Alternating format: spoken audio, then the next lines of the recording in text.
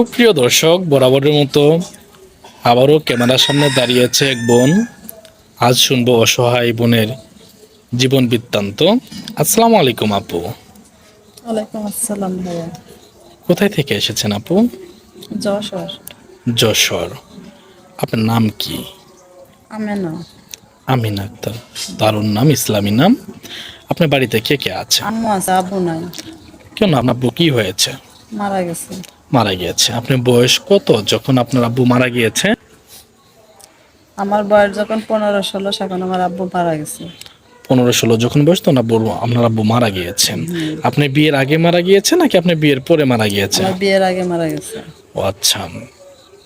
আপু, আপনার কি আগে বিয়ে হয়েছিল? হ্যাঁ, বিয়ে হয়েছিল। বিয়ে হয়েছিল। ওখানে আপনার সংসার টিকেনি কেন?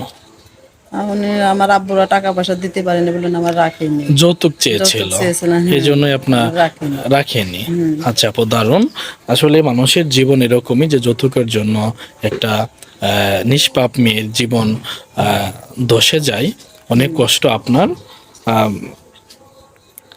আপু, আপনার কি কোনো সন্তান আছে? না। আপনার কোনো সন্তান নাই? না। আপনি কতদিন সংসার করেছেন? 6 মাস। 6 মাস সংসার করেছেন। আপু, আপনি এখানে এসেছেন কেন? বিয়ের জন্য। বিয়ের জন্য। আপনি কেমন ধরনের পাত্র যাচ্ছেন? ভালো মনের মানুষ একটা পাত্র চাচ্ছে। ভালো মনের মানুষ হলেই হবে। হ্যাঁ। আপু, এখানে যে বিয়ে হয় আপনি কিভাবে জানছেন? আমাদের গ্রামের অনেক মেয়েদের শুনেছি এখান থেকে বিয়ে হয়েছে, তাই ওদের কাছ থেকে শুনে আসলাম। অনেক মেয়েদের বিয়ে হয়েছে, ওরা অনেক ভালো আছে। Thank you. আপু, আপনার বয়স কত? 26 বছর। কোনো প্রবাসী বা বাংলাদেশি কোনো ভাই যদি আপনাকে বিয়ে করতে চায়, আপনি কি বিয়ে করবেন?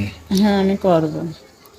কোনো ভাইয়ের বয়স যদি 40-50 এরকম হয়, তারপরেও কি আপনি রাজি হবেন? হ্যাঁ, করব, সমস্যা নেই। যদি সে ভালো মনের মানুষ হয় তাহলে আমার কোনো সমস্যা নেই। আচ্ছা ঠিক আছে, ভালো বোনের মানুষ হতে হবে। যদি কোনো প্রবাসী ভাইয়ের কোনো বাচ্চা কাচ্চা থাকে বা তারপরেও কি আপনি রাজি হবেন? হ্যাঁ, আমি রাজি। যদি কোনো প্রবাসী ভাইয়ের বা বাংলাদেশি কোনো ভাইয়ের যদি বউ থাকে, আপনাকে যদি দ্বিতীয় বউ হিসেবে গ্রহণ করতে চায়, আপনি কি তার কাছে বিয়ে বসবেন? হ্যাঁ, আমি বলবো। কেন, দ্বিতীয় বউ আপনাকে কষ্ট দিবে না? সতীন থাকতে তো মানুষ বিয়ে বসতে চায় না। কারণ উনি যদি আমার ভালো রাখে তাহলে আমার কোনো সমস্যা নেই। সতীন থাকলেও বিয়ে বসবেন যদি উনি আপনাকে ভালো রাখে। আপু, হ্যাঁ। থ্যাংক ইউ, আপনি সুন্দর কথা। আপনি কি নামাজ কালাম পড়েন আপু? হ্যাঁ, পড়ি। আচ্ছা আপু, আপনার সাথে যোগাযোগ করবে কিভাবে? আপনাদের সাথে যোগাযোগ করলে আমারে পাবেন।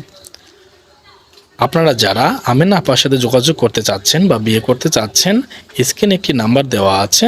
আপনারা ওই স্ক্রিনের নাম্বার দিয়ে আমাদের হোয়াটসঅ্যাপ অথবা ইমোতে নক করবেন। অযথা কেউ ফোন কল করবেন না। ওনার একটি ছবি স্ক্রিনশট দিয়ে আমার কাছে পাঠিয়ে দিবেন, আমরা ওনার সাথে আমরা যোগাযোগ করিয়ে দেব। আপু, নামাজ কালাম পড়া হয়? হুম। 5 ওয়াক্ত নামাজই পড়েন? পড়ি। কোরআন শরীফ পড়তে পারেন? হ্যাঁ, পারি।